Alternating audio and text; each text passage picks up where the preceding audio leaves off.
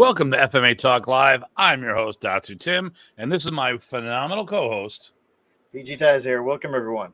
Yeah. So, man, that's the never-ending intro. I got some of these events are going to go away, so we use that obviously to promote what we're doing. But obviously, I tell you what, I think we got a little solicitate or a vote of confidence about our soundtrack because I saw our guest jamming out on a carenza in the background while the music was playing. So he's got some hardware with him. But we'll get into that in a minute. How you doing, my friend? Pretty good, pretty good. Anything new and exciting? Nothing super new and exciting. Hey, I just finished the my 10,001st push-up for this month of July for the Wounded Warrior Project. How's that going? Besides the 10,000, raised between GM Reno, and myself, we raised almost $500, $400, I think. Congratulations! Yeah, excellent. So we got to get back to doing stuff like that. Helping out. Yeah, paying it forward.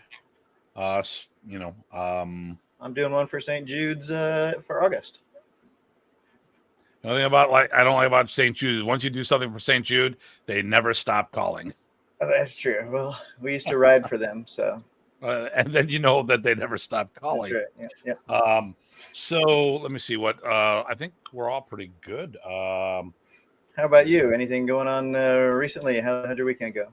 I was up in Canada. That's right. Yeah. And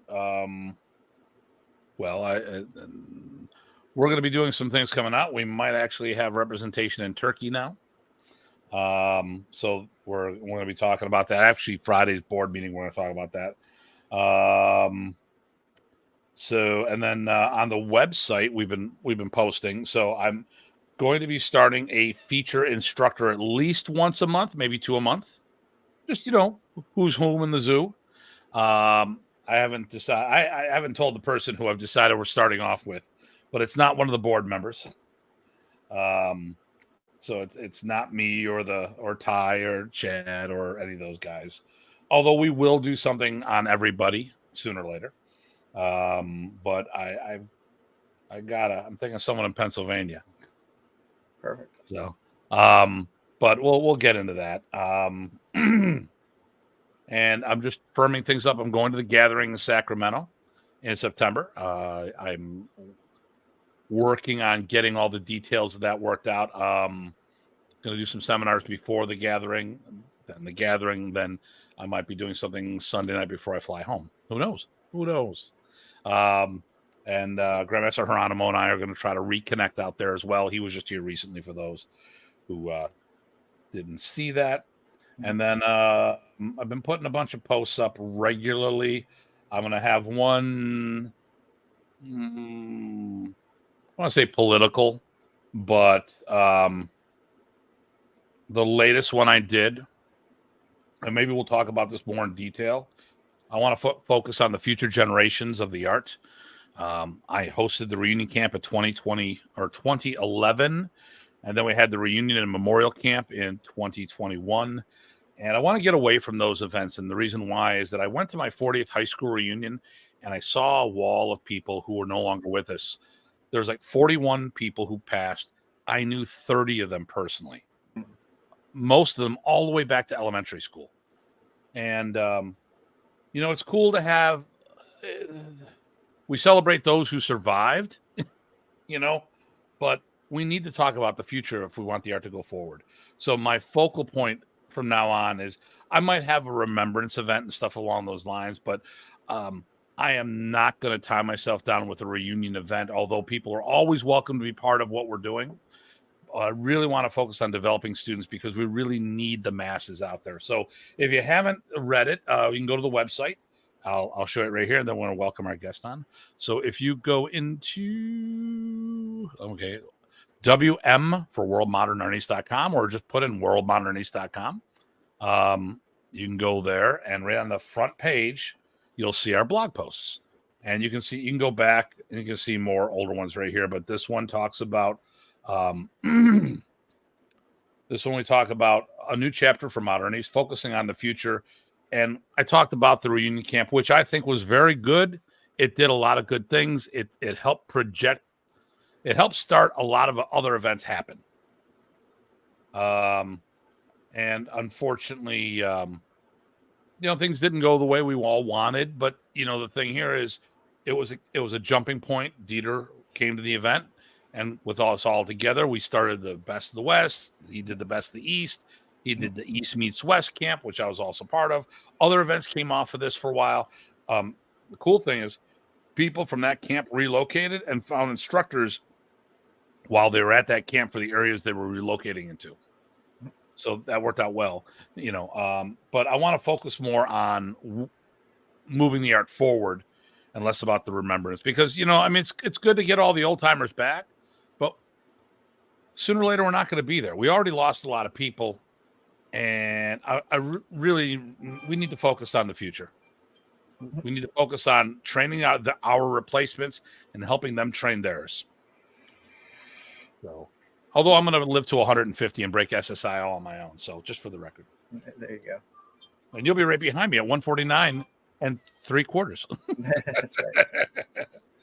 Okay. 11, 12 or something. Yep. Or whatever it happens to be. I do, at the end of the show, I want to talk to you off the air. I want to look at laptops, and I want some more feedback from you, because I didn't like the person I was talking to, because specs are specs. Yeah, specs are not always specs, my friend. That's true. But we'll talk about that. For me, working in the automotive industry, spark plugs are spark plugs. No, they're not. So, with no further ado, nice. A West Coaster that relocated to the central area, which is weird, because when you go to Buffalo, before you hit central, you hit Midwest. Go figure that one out. Right. Person used to be out on the West Coast in California. Now he's in Green Bay, Wisconsin. If I got that right. And if not, he's going to correct me. One of his students is always on with us, and he's on today, Eric here. Excellent. With no further ado, Sifu, but he goes by Sensei Herb Blue. Sir, welcome aboard. Hello. What an honor. Appreciate it. All right. So I'm going to come up with some of these comments right off the bat so you can see what goes on here. So I showed you a little before pre-show. So right off the bat, Eric says hello from Portland, Oregon. Usually he's at the gym and he rolls in and he says, hey, I just got out of the gym, And then we've got Scott Macy, if I'm pronouncing that right. Massey. Yes. And then, of course, Eric says hello to Scott. Matt is from the Bay Area. Hello, Matt. And Matt, I'm going to be out there in September. Frank Schakowsky, all the way from Cromwell, Connecticut. Sam Wolf says hello from Mount Gilead, Ohio. That's pretty much Mayberry. If you've ever been to Ampy, Andy Taylor, that's old school. If you're not a Gen Xer, you have no clue what I'm talking about. Ty Botting puts the information for the fundraiser out there. And then Steve Banco says hello. We're doing well. He says, good evening, gentlemen. Hope you're both doing well. He's leaving me out. He's talking about you, Herb, and Ty. That's right. That's the joke around here. That's right. Because what happened was we have a Canadian that'll make an appearance out of nowhere. Renee goes, hey, how y'all doing, guys? And Tim. Hey. So we are pretty there. Okay. Oh, by the way, Sensei Blue, Mike Limerick says hello. Oh, Mike, nice. Hello, Warriors. All right. So, to be very upfront, I've known Herb for years, but we haven't had much interaction. It's more of a, hey, how you doing? And that's about it. It's all been virtual. I don't know. I think we called on a phone once or twice. Yeah. In general, never had a face-to-face. So this is gonna be first fun one. Oh, and Teresa Jean says hello. Oh, that's my sis. Hey, sis. And Tammy from Reading. Nice. Oh yeah, my niece. Oh, got a following. Because you used to be in Reading, right? Yeah, that's where I grew up, basically. Okay. So is Blaine Court one of your guys? Blaine Court is my son. And, okay. And he has a school out there where he teaches the modern art. I was supposed to go out there and work, but things weren't working out. I was supposed to go up in September and visit him. Nice. And you've done. I was looking into you because we haven't met, which is cool. This will be interesting. But I noticed you did seminars out there. I don't know when the last time you went, but I saw some. It looked like fun. So I was wondering when's the last time you were out there doing seminar at his place. Oh, that's right. Yeah, I did one. He had a group testing for the black belts, and that was I think 2-3 years ago. Okay, great. Like that. Yeah. Nice. So, and I go out in the summer when it's 115. That's the only time we visit Red. Of course. Is that the way it always is? Oh man, that's not well. That's why I live in the Midwest. It doesn't get to 121. There we go. Yeah. Although Buffalo got hot, we got in the 90s. We've hit hundreds. But I like the 90s. It works well for me.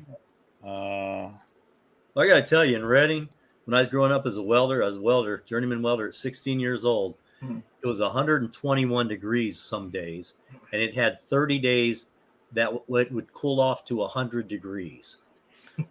And so, then you were welding on top of which. And I was welding, yeah. So it was different. So now, when I'm out here in the cold, it's not cold. It's nice. But, it's good. But let's ask the first one. When did you start doing martial arts?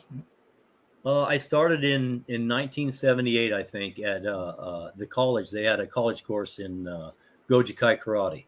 Okay. So I started way back then, and the program lasted for about 2 years, and then the program stopped. But in the meantime, I met another instructor in the Wu Ying Dao style, and I started training with him. Okay. And I trained with him forever now. He's still my sensei. But oh, nice. Yeah. So it was and I did it on a whim. My roommate came home and he said, "Hey, we should go out and do this karate thing. Mm-hmm. We can be all warmed up to play racquetball." I'm like, okay, sounds good. So I started, and 3 weeks later he quit, and here I am. It's still going strong. Nice. Ty? Yeah, so then, from there, obviously where our connection is modern East. So I was wondering then, after you started in that, and we're going for how many times, and for a while, I wanted to go into that a little bit, but I also wanted to say when did you start modern East?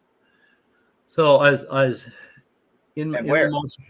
So actually it was funny because I started, they had a seminar at the jiu-jitsu school, and it was with Master Bueno, who was modern East black belt, and he was also a jiu-jitsu black belt.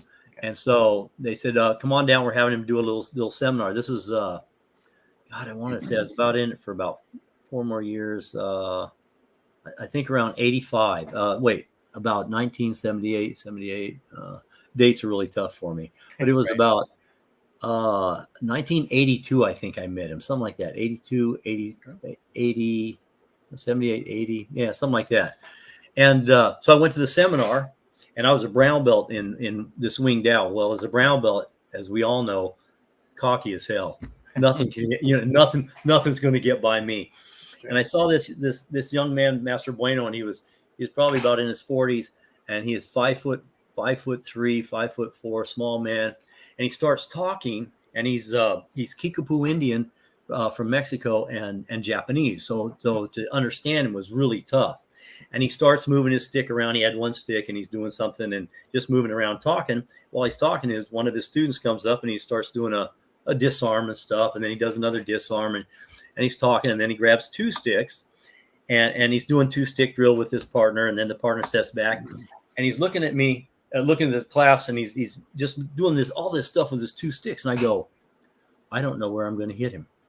I don't know how I'm going to get in. I don't know. I go, I got to learn this stuff, and that was the kicker for me. I started then, and he lived in Sacramento, so he would come up, I think once a month or something like that, once every other month. And I train with him, and then I go down to his place and train with him there. And that's where I just took off with it. But I still did my other art because I had a school then. And then I started doing the modern arnis. Nice. And it was fascinating. I mean, when you come from one art and you go, oh my, I've got everything but the weapon range. And every weapon. I mean, it's not just the sticks, it's anything you put in your hand. And so just literally fascinated. And so then Master Bueno's name comes up quite a bit. I mean, I hear him a lot, but I've never met him, never crossed paths.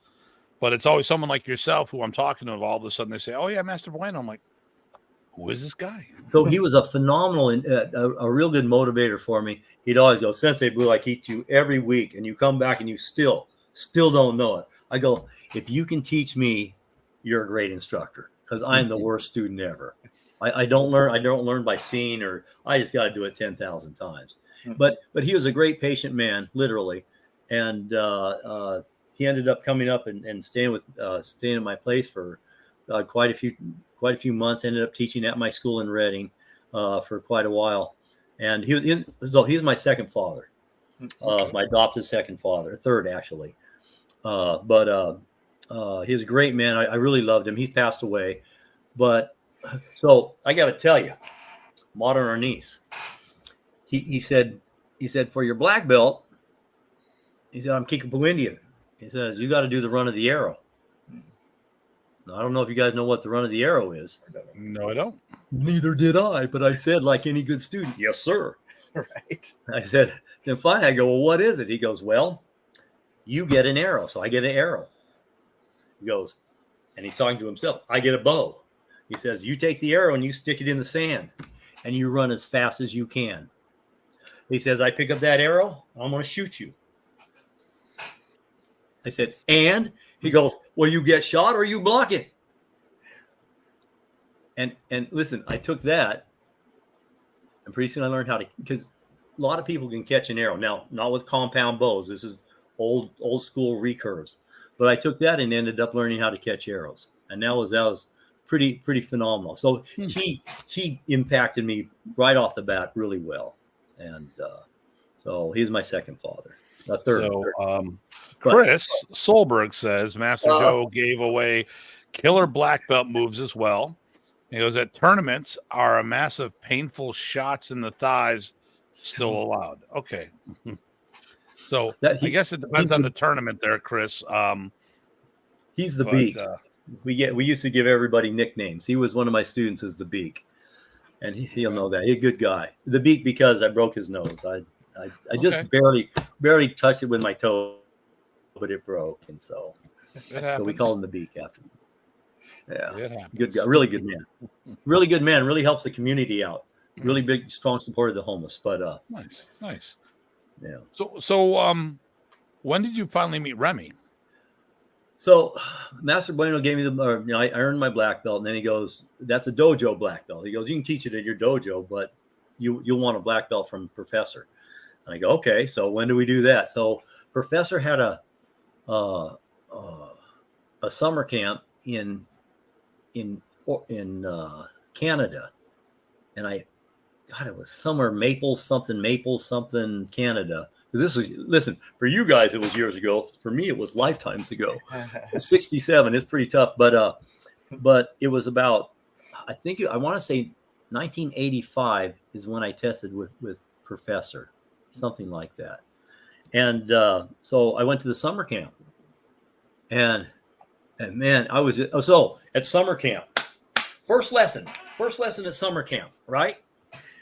And everybody comes and they bow, and I bow, and I bow, and I got my stick and I bow, and I'm trying to really impress him, because why?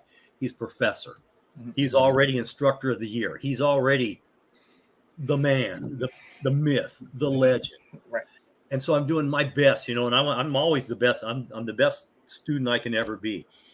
So then we get to the empty hand stuff, right?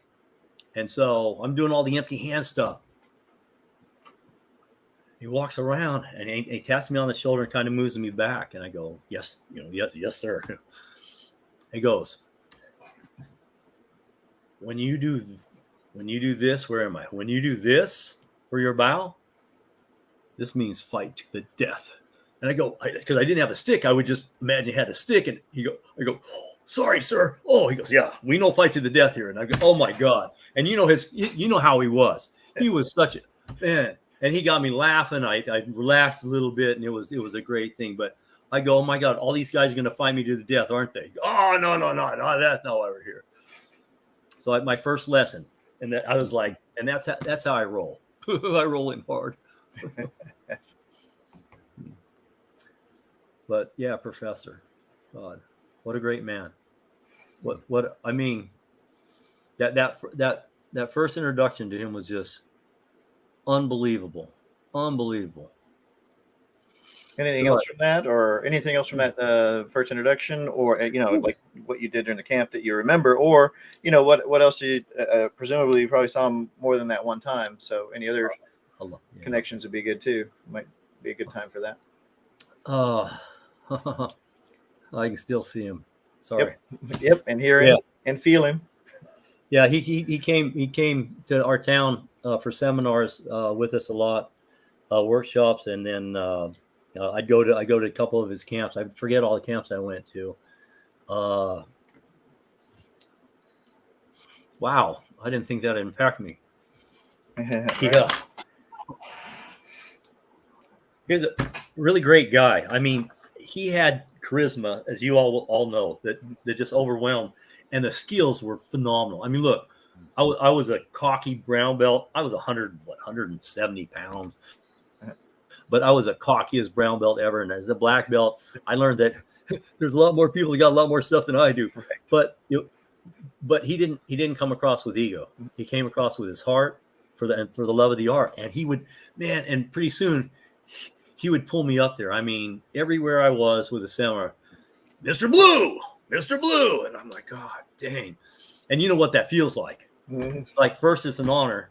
And then you go back and you go, my body's not going to work. I got to remember this skill. Oh my God, my fingers are locked, my arms, my shoulder.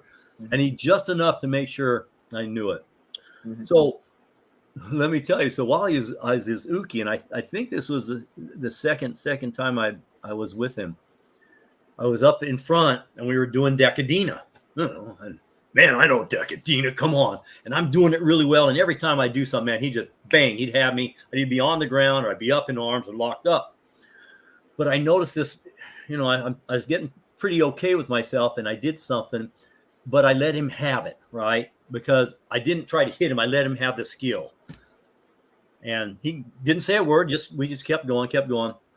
And then after a while, we took a break and we're all walking back and Professor grabs me by the shoulder and says, hey, come here a second. And all by himself. And I'm going, oh God, I know here it comes. And he goes, when you strike, you hit me. And I'm like, at first I go, what are you talking about? And then I go, oh, that's right. I kind of pulled my thing. Right. He goes, you hit me because it doesn't work when you don't. And I go, oh man. And I felt, this tiny, I wanted to be, I wanted to be so good for him. But after that, man, we were on. So I was every time, man, I was trying to hit this guy, and then oh my God, I'd laugh. I'd end up in so many positions. You've been the uke, and it's not a fun thing. It's a reward for all the hard training. And boy, did I learn so much. Holy criminy. Sorry, man, this is best way to learn. You feel it from him. So let's talk about some of these comments. We'll get caught up just real quick here. So where was it? Boom. He caught arrows while on fire. Mom closed her eyes. And Reggie says, a lot of great memories from you, Sensei Blue and Master Bueno. Chris says, yes, cocky. LMAO. Okay. Yeah. So lucky we lived through that, because as martial artists, boy, we get tested all the time, don't we?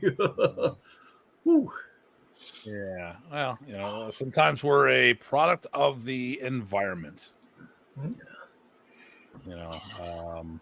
So speaking about Professor, can I tell you a little thing? So there was 3 of us in Reading that were modern Arnis practitioners.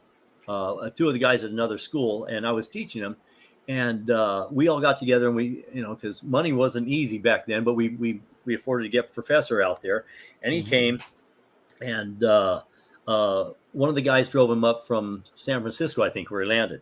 Okay. It's about a 250-mile drive. So then we do the seminar with him. Well, guess who he uses for his uke? And it was like again and again and again and again. And he was big with the finger lock stuff. So my fingers were, look, we all know. It's like, yeah, here we go. Yes. So then the seminars went really well. We had some fantastic people that came to it. It was a huge group. And then we're going to take him back to San Francisco, right? So I'm going with him, and there's three of us, and the two guys are in the front, and Professor and I are in the back seat. And all I can remember is, as soon as I closed the door, till we arrived in San Francisco, which was 3+ hours. You can do this, you can do that, and you know his accent. You do this, and then you do that, and the whole time in the back seat, I'm taking off my seatbelt. We're doing that for hours. I'm not joking. We finally stopped because I gotta pee. I'm it's like I gotta. So we pull over. I get out. I'm going, man, I got it, man. I'm dying back there. And the guys wouldn't let me sit in the back or sit in the front. So I sat in the back in this little car where we're almost shoulder to shoulder. And here we go again. And we're doing this, and we finally get down to the house where we're going to talk to him up. And I'm like, thank God. I love the man, but I am beat to garbage. It's been a weekend. It's been, we had Friday, we had Saturday, Sunday, we're driving back. He knocks on the door, and he goes, hello. Gives a big hug to Professor Wally J., who I don't know. So I walk in and go, hello. Look, and as soon as I did that, you don't know the finger locks. Here we go, small circle jujitsu. Yep. So it started upstairs, and then he takes us down. He goes, oh, you got to see my dojo. Well, now we're in the dojo. This is what I do. Oh my God. I thought I was in fact, I was done. But it was such a memorable thing for a young black belt to be in the presence of these guys and just be in their homes and just, and you weren't just a student with Professor. Right. And that's what it was all about. It was, you were one of his flock, and that was, man, an honor. And like you said earlier, he made you want to be the best you could be for him. Oh, he pulled it. Yeah, he didn't pull any strings. You can do better, and you. Yep. That's all we wanted. That's all we wanted to do. Yep. Everybody. Nice. So now the last time you saw him, when you relocated to Green Bay, was that while he was still with us, or was that after he passed? No, that was quite a while after he passed. I was in Green Bay I was in Reading when he passed away. Okay. Yeah. All right. So because he passed away in what year? I'm sorry. 2001. Yeah, and I was just but yeah, I was actually with him when he got diagnosed with the brain tumor in Germany.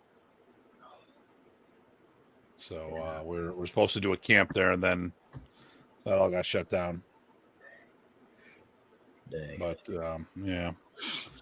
But so you moved to Wisconsin. You started school.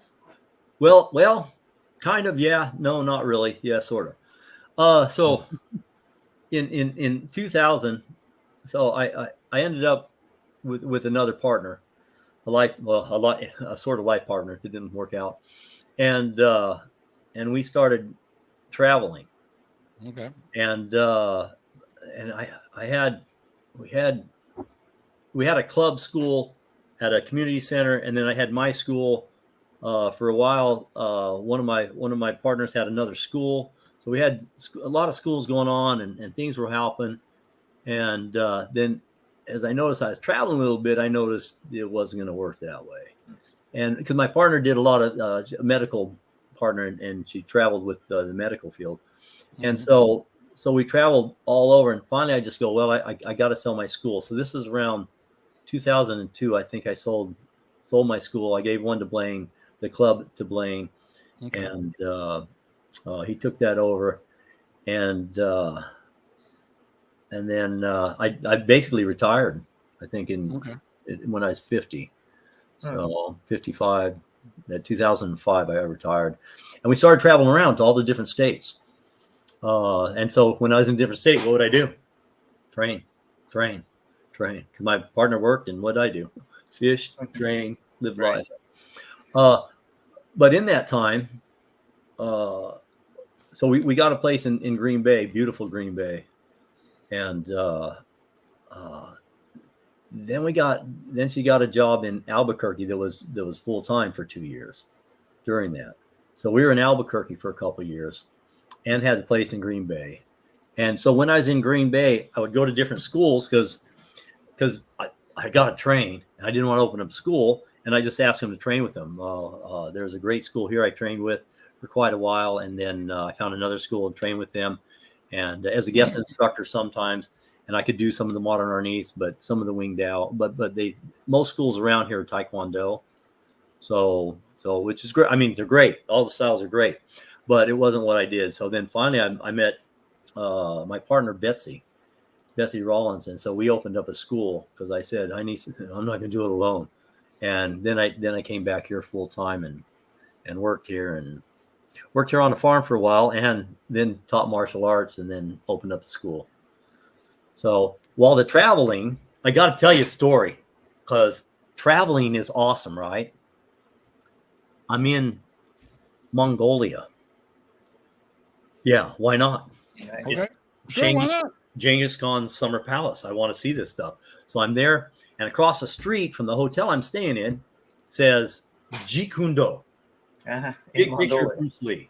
Okay. So I grabbed the translator, because I don't speak Mongolian. I don't know who does, but the Mongolians do really well. So we go over to the school and knock on the door, and they open up, and I talk to the interpreter, and I say, can we train with you? Because I have got a mouth guard and cup. Let's go. And they said, well, yeah, and no problem at all, but you got to come back in a couple hours because it doesn't open for a couple hours. I go, okay, no problem. So we leave, and as we're leaving, the interpreter says to me, he says, I've got something to do. I'm not coming back. And I said, well, that's okay. So went over to, in Mongolia, a Jeet Kune Do school, and we're going to train with them, and I don't speak a word of Mongolian. And so they start off, well, lo and behold, they're doing Taekwondo. They're doing some forms. And I go, well, that's cool. So I know Taekwondo, so I'm doing some Taekwondo with them. That's cool.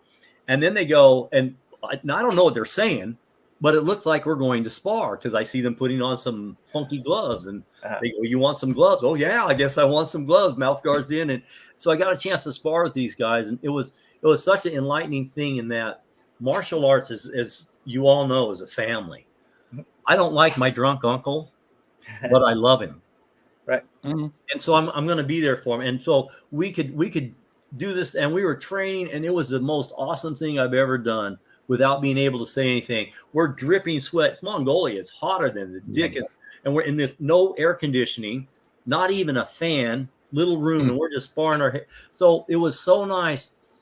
And you could see in their hearts, they're warriors. And that's what I live for. I really do. People want to be great martial artists, and that's why I love what you're doing, Mr. Hartman. Oh, thanks. No, listen, anybody can just do martial arts, and we can have a school, and that's great. But you're sharing it with so many valuable people and reaching out to people that won't get it unless you do this. So you honor us as warriors that don't do that part. So thank you so much. Oh, thank you. Hey, let's get caught up on here's a question. Sir. So this, can you read that? Because someone's just come home, and the four-legged kid is going nuts. Love listening to the tales, and this is from Kaiju Customs. Love listening to the tales. Is Mr. Blue both a sensei and a Sifu, karate and kung fu? Actually, that sort of tells the tales into the question. Yeah, so talk about that. So in Modern Arnis, Master Bueno was a instructor in jiu-jitsu, Kodokan jiu-jitsu. So he said, for my second black with him, I have to get the Kodokan jiu-jitsu. I got to know all the scrolls, and he wrote all the scrolls. And so he had them, and he gave them to me eventually, and I had all the scrolls, and I go, you got to know everything on there. Okay, so I did that. And so because Japanese is sensei, and because and then our style in Wing Dao is a blend of Wing Chun basically, and I want to say Kodokan, Wing Chun, and I should know this by now, Wing Chun and got so many styles. Mm-hmm. What shall I?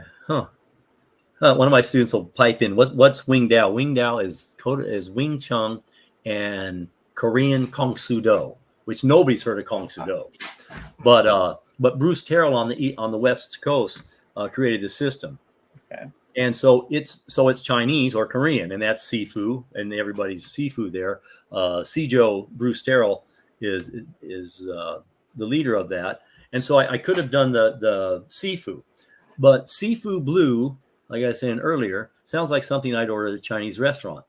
So when the kids say I don't want to hear it, so I went with, and I was guru for quite a while. I got my black belt, I want to say in 1985 with the Wing Dao. It was 8 years after I started in Wing Dao. And the next month, I got the black belt with Professor in modern Arnis.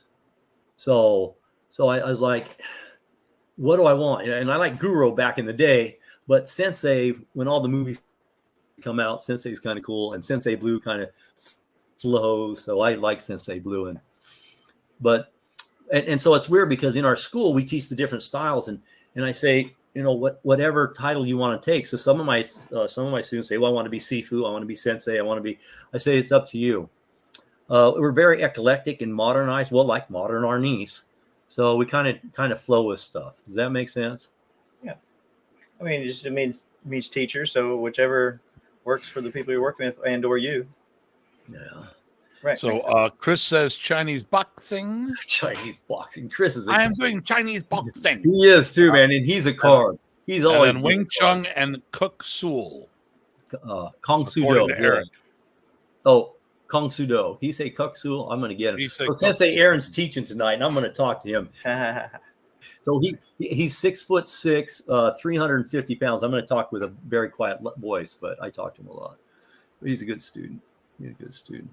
But yeah, I think it's Kung Soo Do if I remember correctly. And I think that some things I remember, but some things I don't. 67 years old, and I've been hit many times. So never knocked out. Thank goodness. But sometimes wished I would have. Yes, Mr. Hovis, that's my instructor. Wished I would have. He buckled my knees one time, and I was like, oh my God, I should just lay down. But I didn't. What do? You're knocked out standing up. So. Sorry, I ramble. Oh no! Actually, I think people are digging it, and I'm learning more. So this is good. Yeah, this is good. Nice to meet you through all this. So actually, I remember for some reason your name sounded familiar, and I wasn't sure if it was somebody talked about people on the West Coast when I was coming up in the '90s, or if it was more recently. But it's nice to put a face to a name and some stories to go with it. So this is good. Yeah, what we pride ourselves. So Remy passed. Things went in different directions. And, as we talked about on one of the previous shows, a recent show, is that one of the problems about keeping us all together, one that is probably not given as much, I don't want to say as much credit, but people don't realize on how much effect the lack of the internet affected things. Because back then you had to pick up a magazine. Okay. So there was no magazine dojo directory for modern Arnis. And a lot of people didn't, now I'm a pack rat, so I could grab back issues off my shelf, but some people, they read the magazine and gave it to somebody else. So some people didn't pick the magazines up, and when Remy passed, there was no way to find each other. Now, and Ty is a super genius, by the way. He's telling me that this cell phone right here is more powerful than the desktops we had back then. And we had dial-up and stuff. If we had the technology we have today back then, it would be so easy for people to reach out and find somebody that they resonate with. So let me see here. Let's do this here. From Reggie. All the good beatdowns by Mr. Hovis. Oh. And then Chris. Okay, let me just click on this so I can see a little better. instant counter, single, multiple, simultaneous circling training. Chris then says, loved it. And then it's our friend from the Philippines, one of our tour guides over there. Hi, guys. See you soon. It won't be a guys, it'll be a singular when I come over, but we'll talk about that another time. No, oh, okay. And then here we go.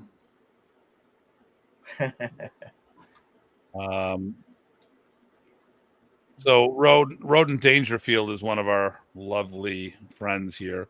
So too bad his first name isn't Black. Then he could be Black and Blue. Black and Blue. Yep, yep. Hey, that's cool. Yeah. Well, yeah. Don't encourage him. Yeah, Don't. Everybody can. Yeah, that's what's nice about the internet. Everybody can have great opinions. I love it. Yeah. I love it. Okay, here we go. I'll be here all night. Try to stay. Okay, all right. You see, so it's just gonna fester. It's gonna get, I mean, okay, here we go. I mean, it could be worse. Renee could be here. That's right. Oh, and I thought that was gonna be Red. You might summon him. Here. Rodent's here all week. Might summon him. No, that's good. So did you catch up on the? Yeah, you did catch up. Okay. All the comments we're caught up on that. Good. So I was going to ask you a little bit about your school in Reading. I guess you had that for a long time. It seemed to be, I guess it got to be one of the bigger ones. Can you sort of tell us how that got started? What kind of program you did there, and those kinds of things? So, geez, got to remember this is old school stuff, right? And good. So so when I first started training, Mr. Hobus came into my life in training at the school that I was training at in the Gojikai, because he had trained there before. So when he came into town, and moved back to town, he came there, and I met him, and he said, "Oh, you should come to a tournament." And I'm going, "Yeah, cool."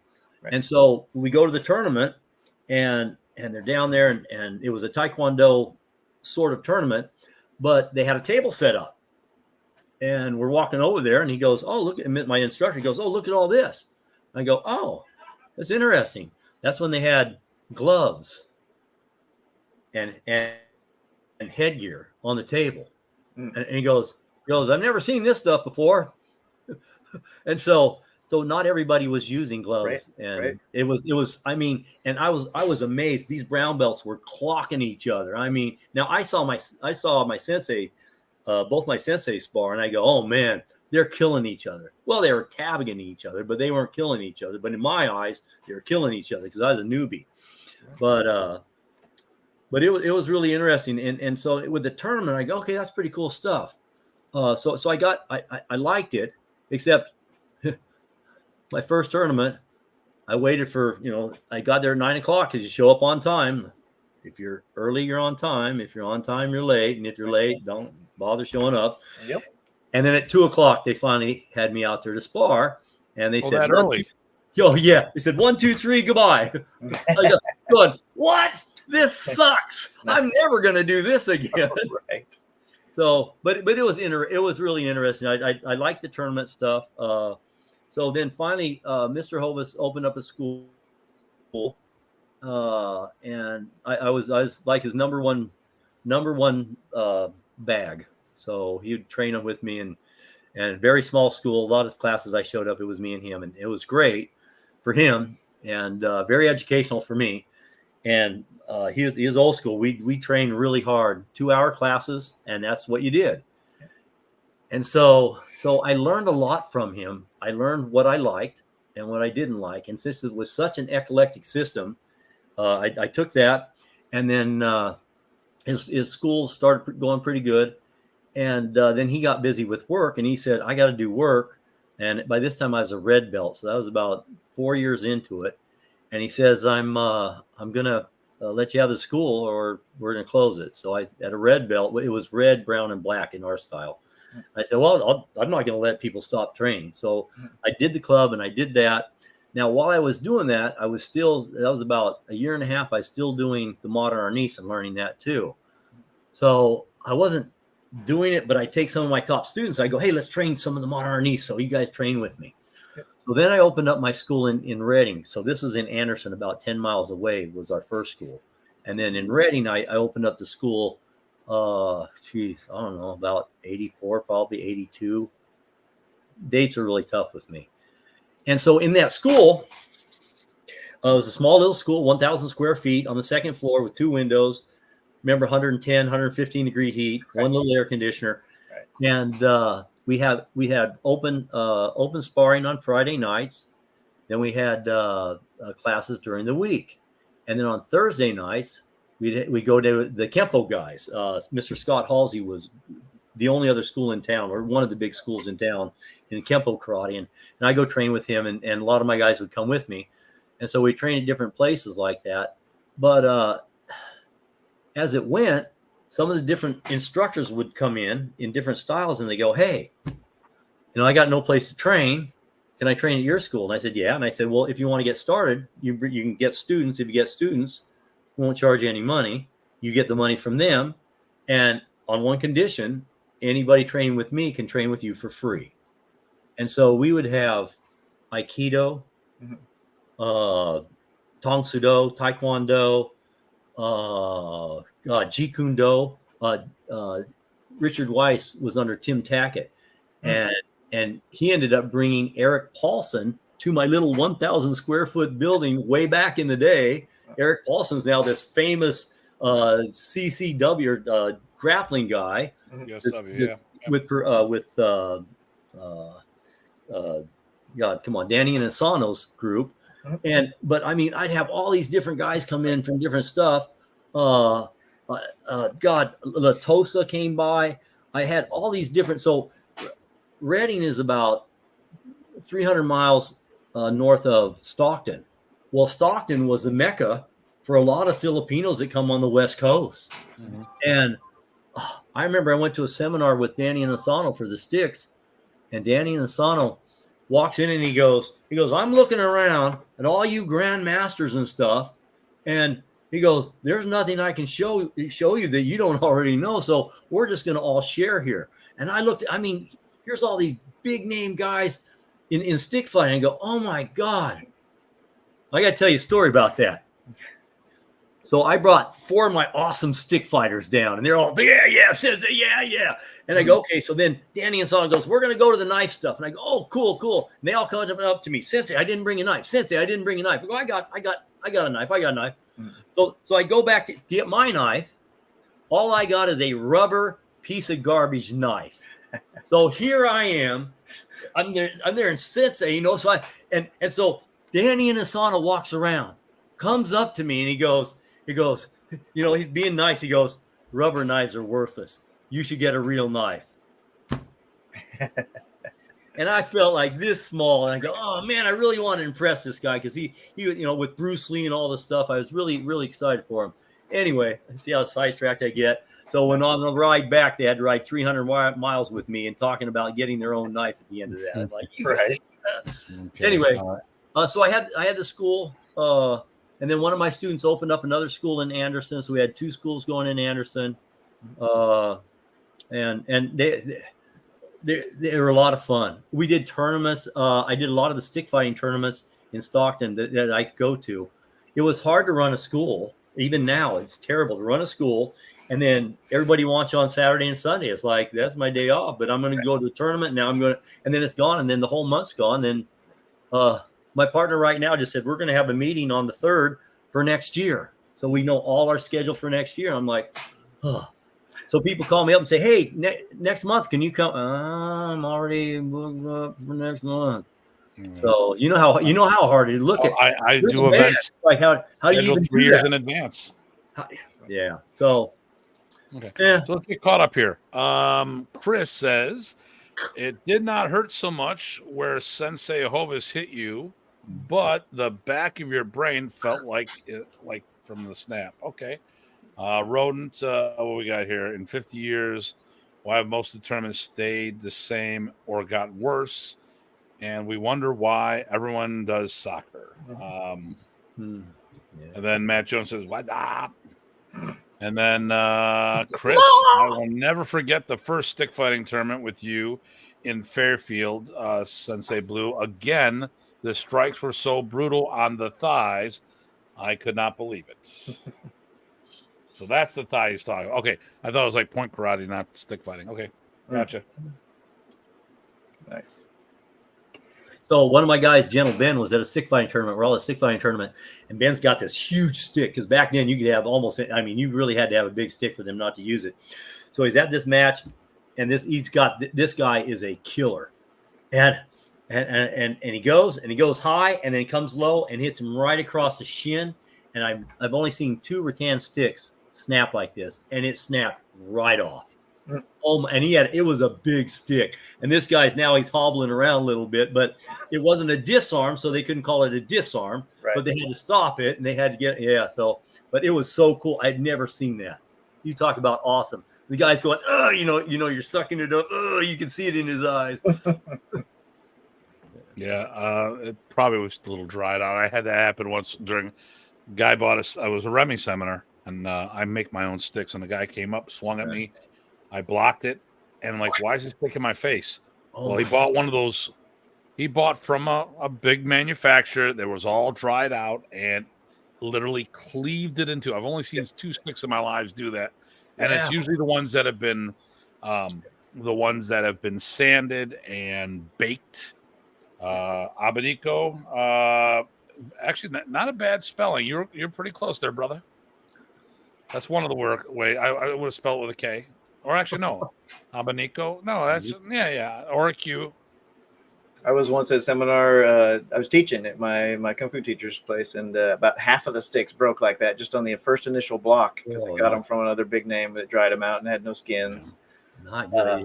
It was nasty. Well, and the thing here is like I found out a lot of places that are like dealing with the Chinese manufacturers. They don't understand the use. They're thinking more forms, and they're thinking more self-defense, where it's not weapon on weapon. Yeah. So and the Filipino martial arts as a whole, we don't teach self-defense. We teach dueling. We teach fighting. Which is a whole nother stuff. Oh, Craig says hello from Sudbury, Ontario. That is 4 hours north of Toronto. He's one of our board members. Yeah. And then best to buy local where possible. Yeah, like for this guy. There you go. Nice. Oh yeah, Chris, I'm going to need to talk to you about photography work too. That was the other thing I want to talk to you about. That's so this is Chris Davison, who is my local stalker. But no, actually, he is the biggest martial art guy in the fan supporter in the area. He supports everybody's event. Matter of fact, the one year for the tournament league, I felt that he was just going above and beyond. I gave him a Talabong. And then he started cutting bottles. It was all my fault. I turned him to the dark side. There you go. And there is the smiley faces. I don't know who you are, Mr. Facebook user. Sometimes it doesn't tell us who it is, depending on. Yeah, I can't see it on my end yet. So please, as always, tell us where you're from. And listen, if you're enjoying the show, give us a thumbs up. Yeah. Hit the notification button and please subscribe to the channel. And then Chinese rattan. It's great for baskets. It's great for baskets and furniture. Yes. Yeah. Well, actually, the Filipino pretty much the same. Well, no, actually, we know a good manufacturer over there, but they pretty much harvest the hell out of that for the rattan furniture business. Right. Good rattan, really, really. I mean, I like heavy rattan. Malaysia, Indonesia, that's where I get my stuff from. I get the raw rattan and then I make it the sizes I want. Oh, and I knew he was going to come. Eric says, yep. Welcome to the dark side. We have cookies. LOL. And Renee, we were talking about you earlier, Jensen Kim. I told you exactly. This is exactly the way he was going to comment, and that's Tim Dobson, one of our Bondo brothers. How you doing, nice. Tim? Another Canadian. So Renee's Canadian. We've got Tim Dobson's Canadian.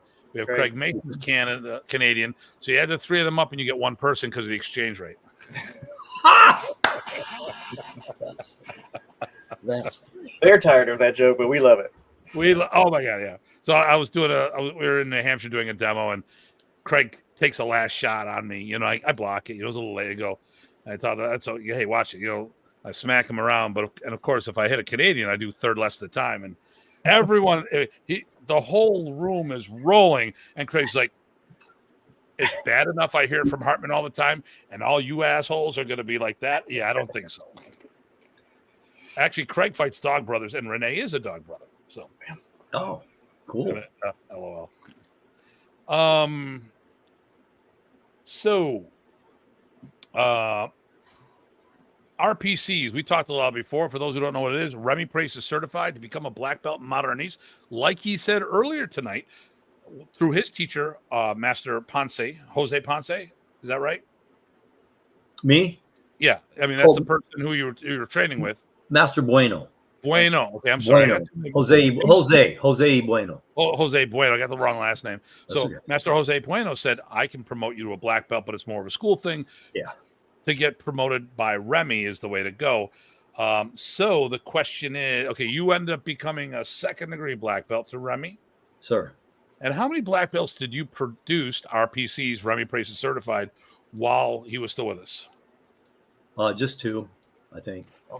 Don't. Okay, first of all, no, it's not just 2. First of all, I don't care if it's only 1, because that means we've all attempted to do our job and produce the next generation. Yep. That being said, and I'm assuming that you've heard of the Masters of Tappy Tappy. Yes, sir. Okay. There are people who are Masters of Tappy Tappy who hadn't produced any black belts while Remy was alive. So, I mean, like as a Datu, I was one of the reasons why I was Datu is I produced 31 black belts, from black belt, first, second, all the way up to third-degree black belt. Certified. Ty, how many black belts did you produce? Gosh, what did we say? Well, while Remy was alive, just 3. Yeah. But Not just. Listen, I don't give a damn if we all produced 1 that doubled our numbers. Yep. And they go on, and 2 of them went on to teach. In fact, they're master level right now. There you go. So winning. Yep. Nice. I mean, the thing here is this. I'm gonna get on my soapbox at the moment because it's my goddamn show, and I can say whatever the hell I want. But here at the end of the day, there's been a rash of promotions lately that make no sense to me because the people aren't producing black belts. We do not need, like when if you read the article I put out this morning, or I posted it this morning, we don't need to reward the people who've survived the years. If you want a higher rank, then produce more people. Giving a general another star for nothing means nothing.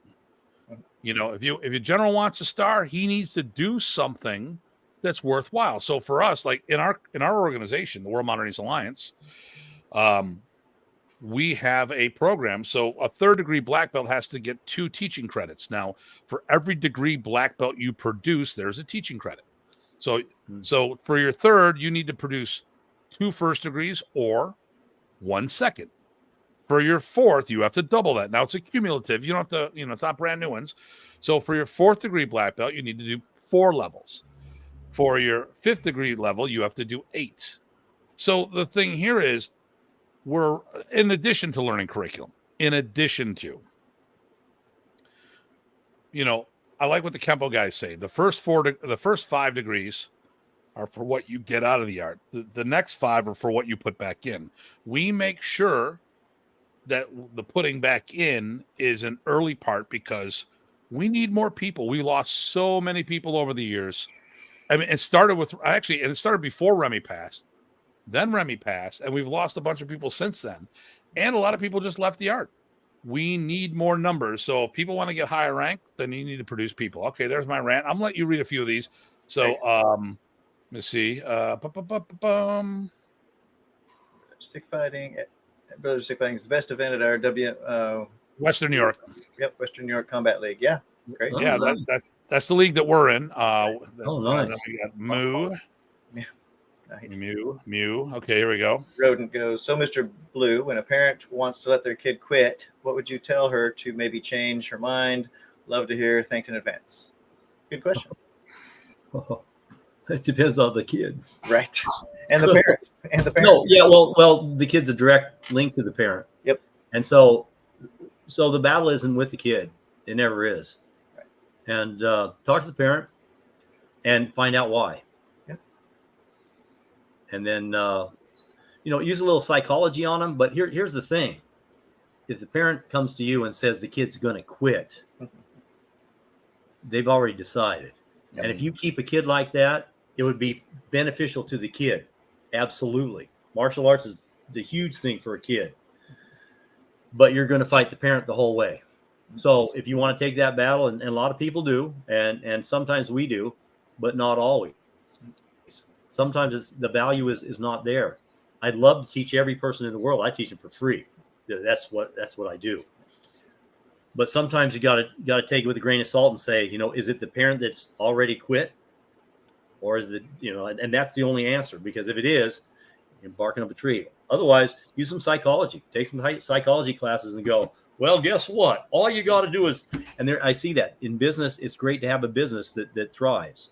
Mm-hmm. It's better to have students that give 100%. And if they're not giving 100%, then, when you have a cancer, let it go, or figure out why it is. Well, I think part of the problem is we have to start from the beginning, and you have to have a good culture in your school.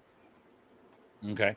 So people have to see value in what you're doing. So the first thing, when I talk to a parent and they say, well, what happens if he doesn't want to do it anymore? I just turn around and go, who's the parent in this relationship? Well, my kid, he loves it when he or she loves it when they're here, but I can't get them to class. But once I grab them here, I'm like, well, then there, give them a chore. Say, like, it's 30 minutes ahead of time. Hey, take out the trash, clean your room, do something like that. And then when it's time for them to get ready, say, hey, okay, stop what you're doing, get ready for martial arts. They won't think twice about it. But if you if you let them play Xbox, they're not going to want to do it. You got to, the problem here is parents don't know how to parent anymore.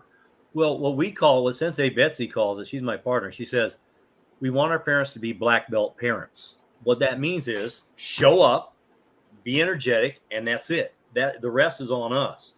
But if they don't show up, so you make sure they show up, and that's why the word commitment comes out.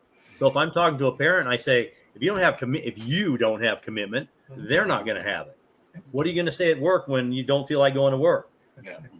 Do you show up? Well, if you do, then that's the black belt parent we want to learn, and that's a big part of it. That's what I let them do, because I just teach on the floor. Yeah, so I would say Rodent, which I know who Rodent is, so I can't say his name.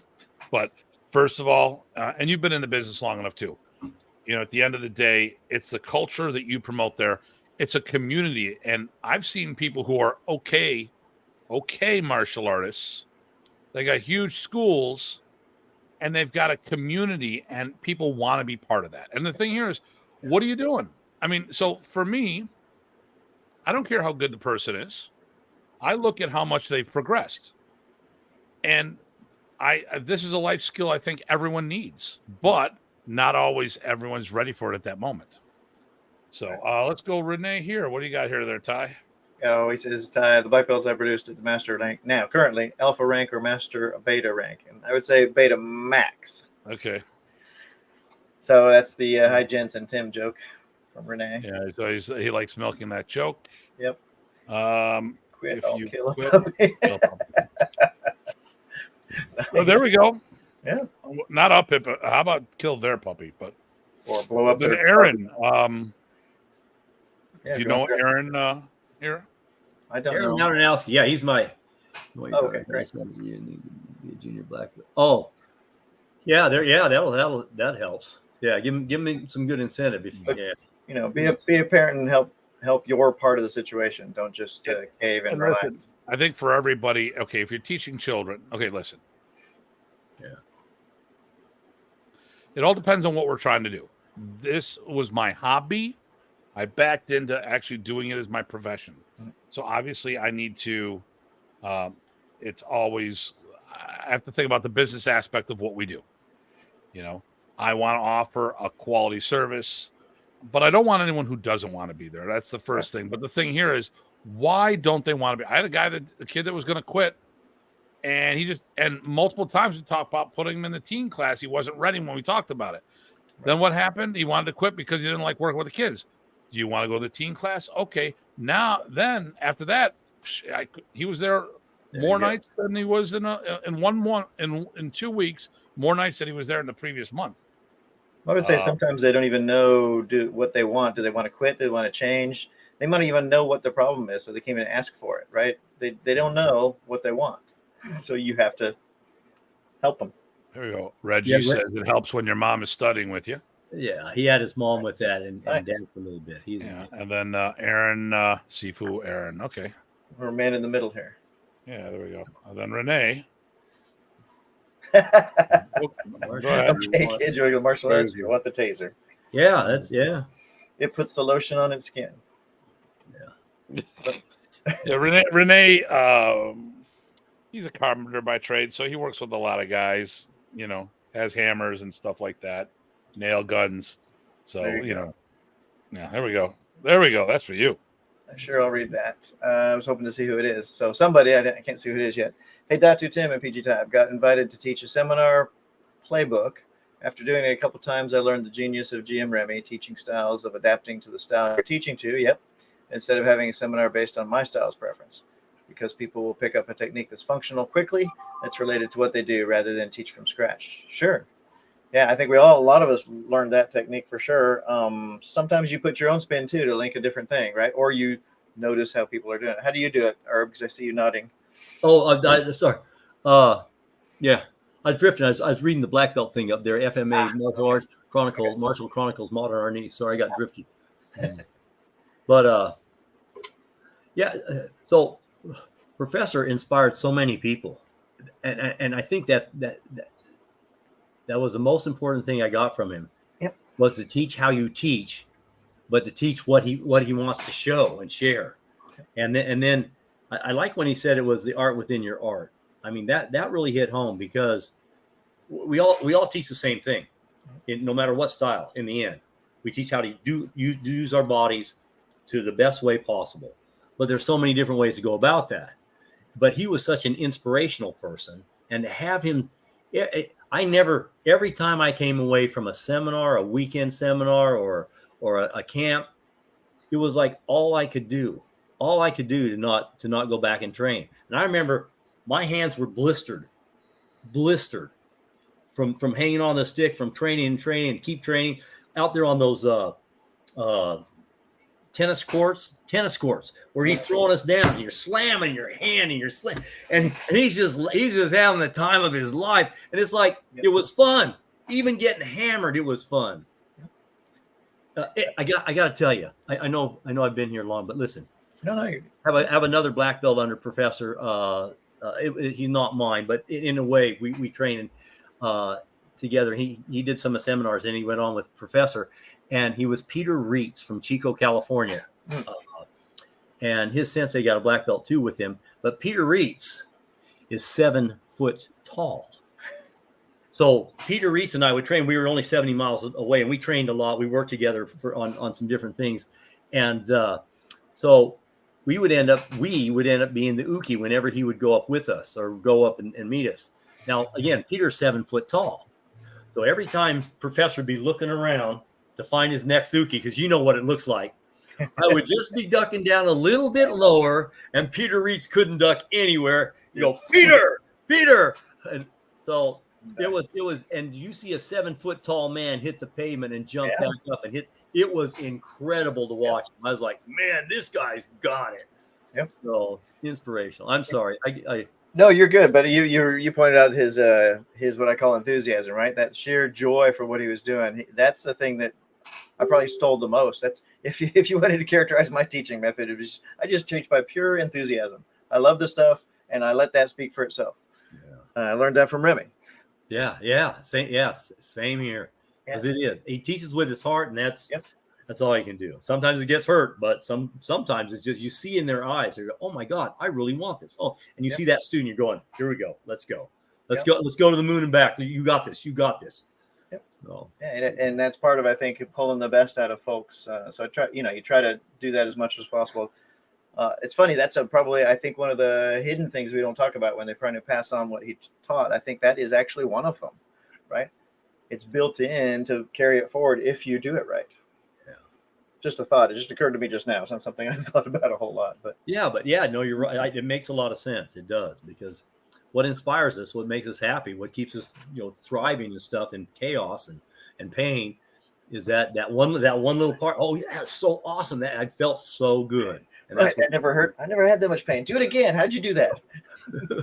Yeah, but I would ask, oh man, I just remember tapping so hard, and I know I could take like a little bit more, but then it would be gone. It'd be like something else. Yeah, good guy. What a great inspiration for the world of martial arts. Yep. Literally, and that's what it's all about. And it's funny when you do that, people think you're getting really close to scaring people, but Remy rode that line like nobody. He never really damaged anybody. He's straight. Yeah. Oh yeah. And he was right on that edge. And I give it a little more room, and people think you might be being mean. I'm not being mean at all.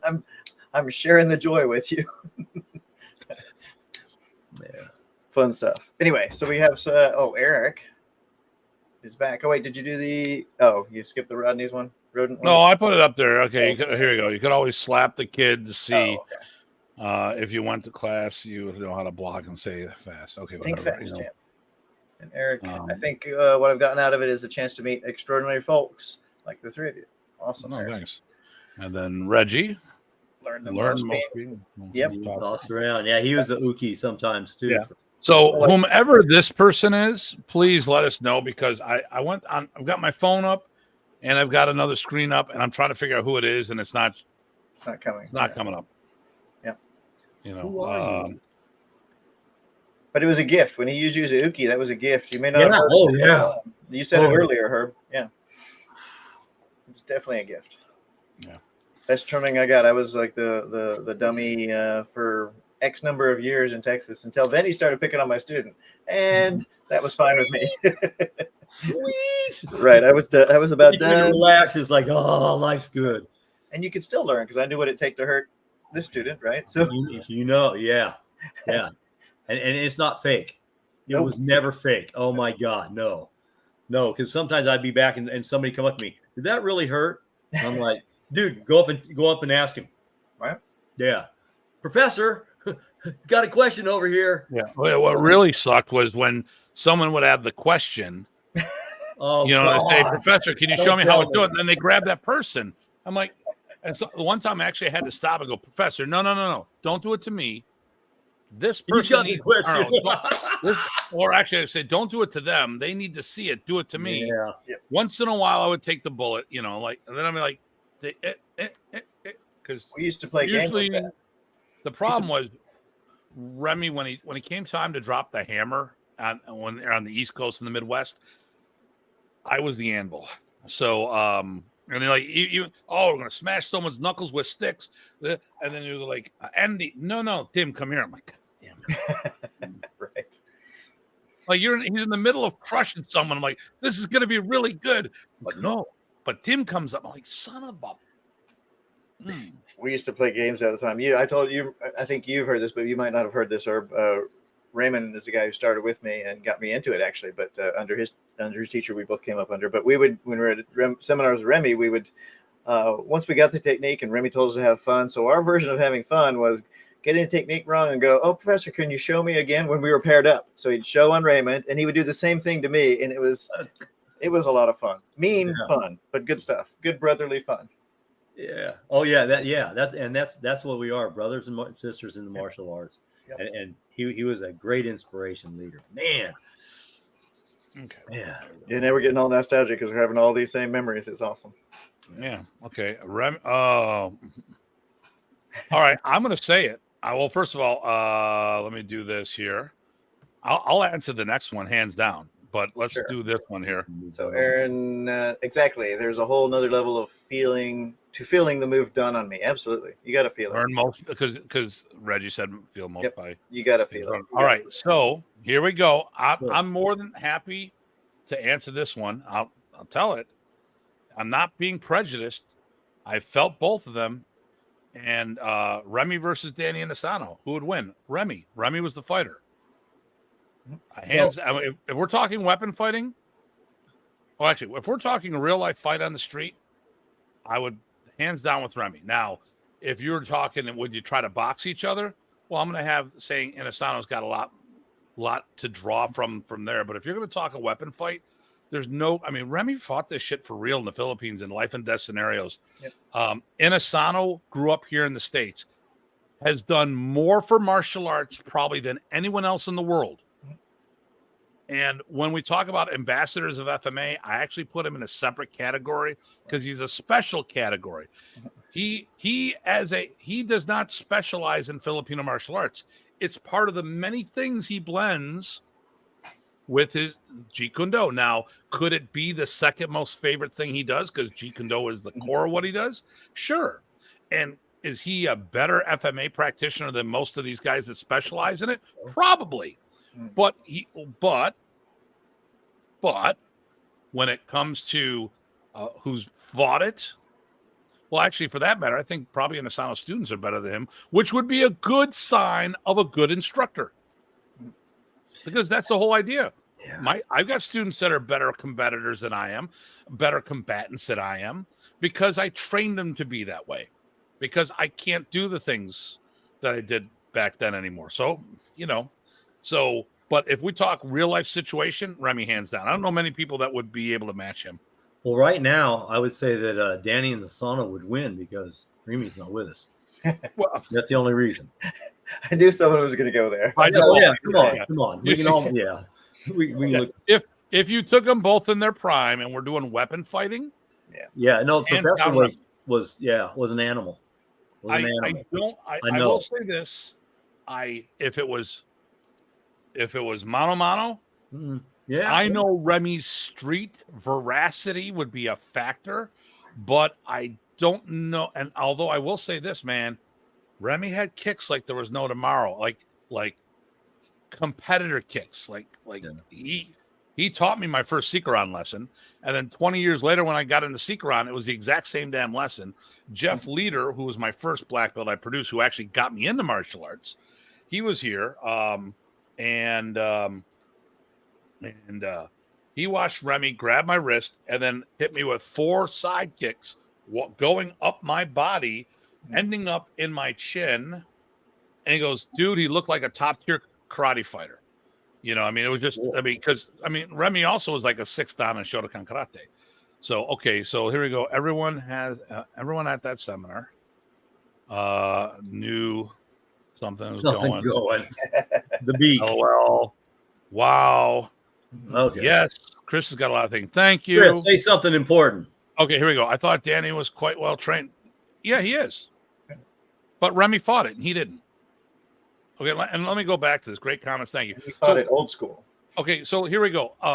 If you've ever, I don't know if you know Paulo Rubio. He's all over social media. So he's got his own stuff. GN Funker Tactical. And so he and I got in a conversation about this, and I couldn't articulate it the way I wanted to. He said, could we build somebody? Sure, we could build somebody that could beat the old school guys, but did we have somebody? See, there's the whole thing. Did we have a person who also had that disregard for life, who had been brought up on the street? See, the thing, guys, here's the thing. Mr. Rubio, Paulo Rubio. Here's the thing about the guys in the Philippines. Yes, the Americans, because you're specifically talking about the non-Filipinos because of the weight classes and all this other stuff. Oh, we can do grappling and all this other stuff. Right, because you're wearing safety equipment. You're wearing gloves. You're wearing cups. You're wearing knee pads. You're wearing fencing masks. But the thing here is the guys in the Philippines did it for real. Like, they would take a brick and smash someone upside the head with it, and they wouldn't think twice about that. The stories I got from the Balintawak group is crazy, including my Balintawak instructor would always talk about going bowling when people pissed him off. He was bowling with grenades. So life was cheaper over there. And I'm not talking about the exchange rate, although it is 50-1, but that's another story. But the thing here is, when you grew up in that mindset, they did not play. This was the norm. And when you take these Westerners, well, that stick fight, that wasn't the normal everyday occurrence. They couldn't get stabbed or have their skull cracked in at a moment's notice from a stick fighting match. Now, not to say that that doesn't happen around the world, but it's a whole nother animal. Inosanto, God bless him for all he's done. He's one of the best martial artists in the world. He's done more for martial arts as a whole than any one person probably has. But hands down, Remy, and I'm not saying that because he's just my instructor, because I've gone hands-on with both of them. No one had the touch that Remy Presas had. Wally J had a touch that was like it, but different. You know, it was like apples to oranges. But you know, Remy, Wally J, Dr. G, these are three people that touched me, and I felt that my body would be broken in all sorts of ways. Not many, and the closest I've come to that kind of touch since then, a good friend of mine, Mal Morney. That's it. No one else has given me that kind of. I'm not saying the people aren't out there, but I'm talking also people in the FMA world. I'm not going to talk about a karateka that can hit me and blow a hole through me, because I know there's those people out there. I'm talking about our industry. But yeah, hands down, Remy Presas. Okay, I said my piece. What about you guys? No, I was nodding with that, but I do also totally respect Dan. It's just that fighting with the sticks for real. I mean, and also proving undefeated in the Philippines, right? So even amongst very highly trained people, in fact, that's even more impressive if you're going to go against someone like Dan. So anyway. Oh, the funny thing was, though, when I asked Remy once, could you take Anshan Bakan when I got into Belintuak? Right. He just looked at me and goes, no way. I'm like, damn, wait a minute, you're Remy freaking Presas. Right. No one can beat Anshan. What? No one could beat Anshan. And Anshan was a little runt compared to Remy. Remy was a big freaking bull, and he's like, nobody. I'm like, damn. Right. Yep. So even he knew there was people better than him. Always going to be somebody. Always going to be somebody better. Yeah. Or somebody luckier, or you got your bad luck. There's no dependability, as you know. Oh yeah. I mean, you can only do your best. And you can only be as prepared as you can be, and that's good. Relax. Relax, baby. So what are you working on now? You got any projects coming up there? Me? Yeah, you. No, just I do the school full time. Been doing it forever. I think we have this school now going on 11 years, and we had two for a little while, but we ended up moving to our other location now on the east side of town and close the other side. And it's enough 7 days a week and 6 days a week regular, but I got a partner that strives for 7 days a week. So, and then I live in Green Bay, Packers, Wisconsin. So and I got the belt on, so we don't talk football during the course, but because Aaron, who's riding on there, is my Bear fan. And he's 6'7", 350 pounds. So I don't want to get in conflict with that guy, no matter what. Here, show me some stuff. I'll tell you. I'll take y'all. Hey, listen, we got the Bills, so screw all that shit. You guys are. Here we go, and that's how it starts. That's why we don't talk football in the dojo. We don't talk religion, and we don't talk politics because it's just like the thing. Who would have won? Who could have won? Right. Yeah. But so what we're kind of on our little island out here. A lot of people do the Indian eskrima is pretty popular. I see a lot of people. He's really good out here. In Nyan, I'm sorry, in Nyan. Yeah, and Master Shanenbeck is one of the guys that during COVID came down and used our school to train at our school for a while. And he's big into that, and he brings his sensei out, who's now in Missouri. He was in California, but. So that's a real big system. He's also the one that teaches the sword. And so I was learning some of the sword, and Toyamaru sword, which is, learning is life. But like I tell my students, you will always learn twice as much from your students as you ever will from your sensei. You'll understand from your sensei, but you'll learn from your students, and that way you'll be a better student because, so I don't know. I'm glad you said that. I was saying you may like this. If you're not learning, you're dying. God, you're on your way out. Hey, I used to say a lot, and then one day my student, I said, "Let me see your folder." So I opened up her folder. I said, "What's this?" Well, Sensei, you said that on this date. I go, oh my God, I got to be careful what I say now because people actually write this stuff down and remember this. Nice. Yeah, but it meant a lot to me. It meant that, that they're taking something, and that's the thing about teaching. I'm never teaching. I'm sharing. Whether they absorb or not, that's on them. And on me is to get them to want to be able to do that. And that is, as you know, look, we all know that's a hardship because we have all this to offer. Right. And sometimes, like me, I got ADHD. I start to offer something. Next thing I know, I'm talking about squirrel or fish. And so it's really understandable that they don't get what I'm trying to give to them. Right. But at some point, they grab a piece. Right. And you know as well as I do, that piece is your black belt. You don't. That's where when you anchor down and you okay, it's tough, but boy, that one piece. And if we can do that for anybody, because I have so many with the Facebook, I have so many of my old students go, I wish I wouldn't have quit. I wish I've never had one say I'm happy. Right.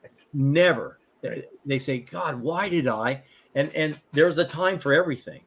And we know that. Well, so let's get caught up on here. So,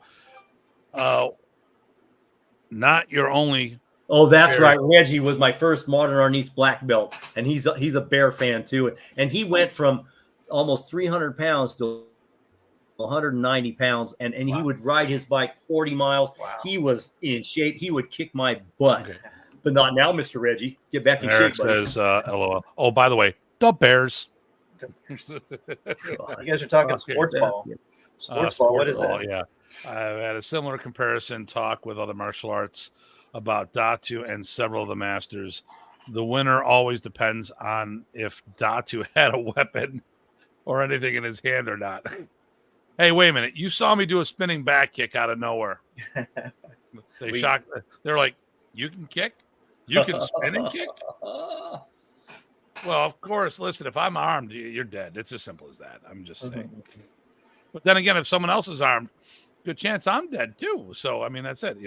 Football gauntlet has been thrown down. All right. And Reggie, anytime Sensei. Go Bears.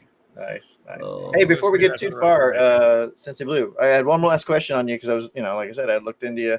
There was and part of your program is you call it Arnis Jitsu, and I was wondering if you could talk about that a little bit because I'm presuming that people will be interested in that. I think I get it, but it'd be nice to hear from you.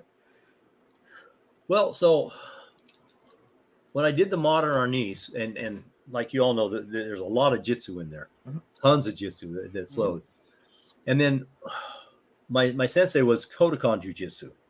So when I learned the Kodokan Jiu-Jitsu, I mean, look, wrist lock, backward throw, katatatori, whatever you want to call it, it's the same thing. How you get to it is usually the key. So everybody has a different idea of that. And so I really liked the jitsu, but we didn't have enough time to teach all of it. That was my dilemma. Okay. And so I go, what do we do? And I said, well, what if we have a special class just for the jitsu stuff? Because not everybody wants to do the stick. You know how it is. That, everybody, just why? And I only have so much time. So we started doing the jitsu program. We made up a program for it. And it's basically, so the difference between Kodokan and Arnis Jitsu that I see is jiu-jitsu is going to do the hard slams. Old school jiu-jitsu, you're going to get, in 3 years, your knees are going to be shot. Your elbows are going to be torqued. Your back's going to be, and that's going to be the reason to quit, guaranteed. Unless you're really tough, and then you'll have the 3 black belts, and that's the only students. So I go, but the Arnis Jitsu, like Professor taught, you can do takedowns. You can make it a gentle way to learn a safe thing, and I love that. And it wasn't just the rolling, roll for first 2 years and do side falls. So we do the stuff that is, the locks, the chokes. But we separate it so that they can go, if they just want to do that. And then most of my students, I mean, all of my black belts got black belts and everything. They want it in all. I mean, I'm a martial artist. I don't want to not have some. Right. But what I found is some of them at different times make it easier for them to say, okay, now I can focus on this part of it. Then I can focus on this part. Then I can focus on that part. Now I got a class. Can you help do that class? Oh yeah, I got that. I got this. I did various tracks to get all the pieces you want to share. Yeah. Okay. Cool. We do a modular type training program ourselves too, where like we do the Panantukan. It's our Remy had it in the system, the Filipino boxing, but it was kind of a blend. I've taken it to another level, based on his core concepts, and some people come into our group that way. Some people come in for a stick, some people knife defense, some people open hand combatives. So and then okay, there we go. Yes, it was amazing. Kick out of nowhere. Is that who got it? Oh, is that who watched you? Oh yeah, we were in the same division. So he ended up winning the division. I ended up getting third. I had just had 100 cc's of fluid taken out of my knee, and I competed just to see. And I was the overall champion for all the divisions, but it was like first in weapons, second in kata, which is I probably should have got third. I got second in stick, and then third in point fighting, which was fair. It just my legs. Like I said, I recently got in a car accident, so I'm rehabbing. So I saw the issues with my form very easily. My legs are tight, and when I do the front kicks, they don't extend all the way they're supposed to. So I just got to do more stretching. And like I said, I went in with no training, literally to see where I would go, and I was very pleased. And it was a good metric to figure out what I have to do next to take my training to the next level. So, and with my students, I always lead from the front, not from the rear. So if we go to a tournament, I'm competing with them. I don't care. I mean, a lot of times I give my awards away if I get anything. I just say give it to some kid, and I don't need that. It's just that if my kids are going to do it, I'm going to be there with them. So, cool. All right. So I think we've covered a lot on this show. Do you have anything? Oh, here we go. Let me see here. Oh, Talis says hello from Brazil. Nice. Brazil. Yeah, we got total bang. He's our guy down there. Nice. Here we go. Here's this. Sensei Blue, so good to hear your story since you left Reading. I learned so much from you and a wealth of info asking my versus question. Thank you, Datu Tim and PG Ty. And then here we go. The Bears, the Bulls, like SNL. Okay. There you go. So, so any projects coming up that you'd like to share with us? Check our TSD website because my partner does all that. Like I said, we're setting up our schedule for next year. Here we go, right there. TSDsuccess.com. We do a learnament where in-house tournament, a learnament though. Okay. And so there's no trophies. And what we do is they can do point sparring, they can do padded stick sparring, and they can do grappling. And then what we do is, if you're in a group and your group, we still go for first, second, third, and fourth. And we give it a big, big group hug for whoever does that. Then they step back. They close their eyes and they point to who they think the best sportsmanship is. And whoever wins that, we have two winners, but whoever wins that wins a weapon. Mm-hmm. And then the black belts point and they decide, because sometimes the group's a little different, but the black belts decide also. So there's two winners and they go over and they pick up a weapon. Because trophies, like you just said, Mr. Hartman, are worthless. But a weapon will take me on a journey. So we let them pick, according to their age, a weapon of their choice. Cool. And then they learn some about tournaments. Because then when they go to a tournament, they're like, wow, I won a trophy, big deal. But, I understand a little bit about a tournament. Cool. So, yeah. All right. Here we go. I hear there's going to be a school owners division at the next one. If that's T&K, it's news to me. Not that I've been doing, but when we started our own league, and when I hosted an event, I told all the school owners, well, let's do a forms division, and you guys compete for free. And I had oversized awards for them. And we opened the tournament with the school owners competing so it was just a short thing. It was like 5 minutes long, maybe 10, and that's how we opened up. So they got to see their teachers do stuff. So it was really cool, and we did that like a couple of times. So we'll see. He goes, yep, I really like that. Good. Okay. Me too. Matt Jones is laughing because you guys are still here. I thought I killed you. A few. Okay. Yeah, whatever. All right. Wink. All right. So, yeah, I don't have anything. Everybody, if you're in the Green Bay area or you find yourself traveling through, TSDsuccess.com. Stop and say hi. Sensei Herb Blue. Sure. Give us a. We're gonna wrap things up here. Give us a minute. I'm gonna take you off. We're just gonna do our wrap up, and then we'll do our post show discussion. Okay, one moment. Okay, go Vikings. Who the hell are the Vikings? Beak. Okay, wait. I really like that weapon or something useful martial arts skill instead of a trophy. Oh, look at that. Yep, I like it. Yeah. Well, look at that. There we go. All right. Well, thank you, sir, for being on. It's an honor. Thank you. Nice to meet you. Nice to meet you. I only had time to have a face going on here, so That's right. I appreciate But hang on, we'll get you right after we wrap up. Yeah. Okay, I'm going to be watching. He might pull out a sword and start doing Carenza.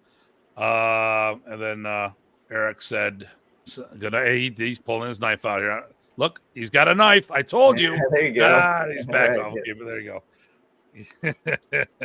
go. And then so next week we have a show. It's kind of it's the reunion of the Blades. You, Dean, and myself. We haven't been on together in a while. No, that's right. And we're going to talk about his Blade concept program. Oh, nice. Then we'll have a week off because I'm going to be in England. So this is the last show. Next week is the last show before England. Okay. And then when we come back, what is modern Arnis? We talked about the art within your art. We talked about being more of a, in my opinion, it was more of the certification program, but Remy really taught the art. But a lot of people decided just to add it on. But let's talk about what are the mechanics of the art. What did he teach? Okay. And that's what the conversation. And so it's not just conceptual. It's no. We're going to talk body of work, like because remember in the Philippines it was modern Arnis. It wasn't the art within your art. Right. That was something that a magazine maybe was the one that coined that phrase, and Remy went with it because a great media or a great marketing opportunity. And it was perfect for the seminar circuit that he decided to pick up here because of that's just how he was doing it. Yeah. And there was Tim Dobson. Okay, there we go. Good. Okay. Nice show, guys. Have a good night. Eric's a good night. All right, gentlemen. I do have my other arm, but okay. All right. So I'm off to England. So I'm in England. Sam's doing a sword seminar, if I'm not mistaken. And you're at this Saturday. I'm going to be at Jim Bobby's visiting the DC area, and then the week after that, I'll be teaching at the East Coast FMA Gathering, the annual one. Yes, there we go. And Dr. Kelly shared that, by the way, or no, he shared the FMA Invasion one over at the Maze. Oh, okay, great. Yeah. Oh, I didn't even know that. So I'm going to look that up. And he goes, I once rolled so hard I rowed a boat. Oh my goodness. All right. So like I said, next week, Dean Franco. It'll be a great show. The week after that, we are off, and then we come back on What is Modern Arnis, and we're seeing if we can have a guest on that show.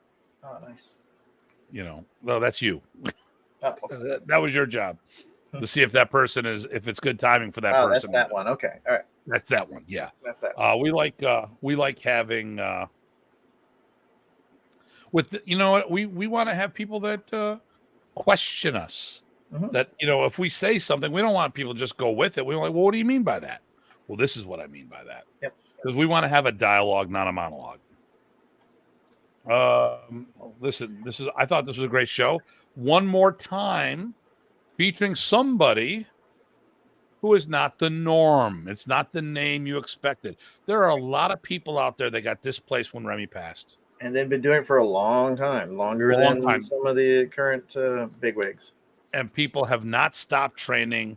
We can't forget about them just because they weren't at this event or that event. They may have been geographically challenged. Nothing's going on in that area. Yeah. So let's wrap things up here. I got nothing else. So we'll talk to everybody next week with Mr. Dean. Listen, this is always a pleasure. Let me get ready for the outro and make sure I hit the right one this time, because I always hit the wrong one. This is always a pleasure to host the show. Please, as always, like, subscribe, and feel free to share this video wherever you feel appropriate. Yeah. And that's about it. So so this is Dr. Tim, BG Ty, take care. saying thank you for tuning in, and stay safe.